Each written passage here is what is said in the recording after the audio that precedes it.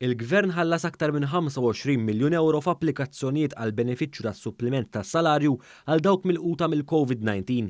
Dan filwaqt l-estenda dan il-benefiċċju għal xarejn oħra. Għal dan il-Ministru għall-Ekonomija Silvio Xkembri hekk kif ta' aġġornament dwar l-applikazzjonijiet li rċevit il-Malta Enterprise sa issa. Il-Ministru Xkembri spjega kif kollox għal miżura tal-benefiċċju tas-suppliment tas-salarju sħiħa kien hemm 16,121 applikazzjoni. Dawn l-applikazzjonijiet ikopru l-ħlas ta' 57,526 impjegat full-time u 10,380 impjegat li jaħdmu fuq bażi part-time.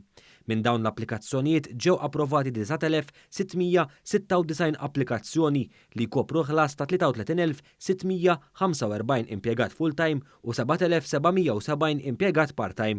Biex bekk il-Gvern sa issa għal din il-miżura biss ħallas aktar minn 23 miljun euro. Għal miżura parzjali tal-benefiċċju tas-suppliment tas-salarju, il-Malta Enterprise irċevit 2,865 applikazzjoni li jkopru l-ħlas ta' 17,880 impjegat. Minn dawn ġew proċessati 1,828 applikazzjoni u tħallsu mal-miljun euro. Il-Ministru Silvio Xkembri spjega kif il-qabża f'ġimgħa ta' 15 miljun euro fil-ħlasijiet tal-Gvern turi l-effiċjenza fil-proċessar tal-applikazzjonijiet. Issa l-intenzjoni primarja tal-Gvern u l-fokus tagħna huwa kollu ffukat sabiex naraw li ngħaddu għal phase 2.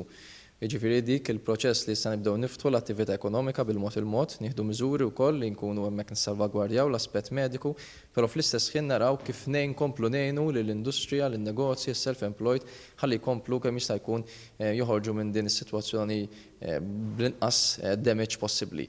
L-iskema tat-teleworking irċeviet 428 applikazzjoni. 154 applikazzjoni ġew maħduma fil-waqt li 135 ġew aċċettati. Għal din l-applikazzjoni sa issa tħallsu 142,000 euro.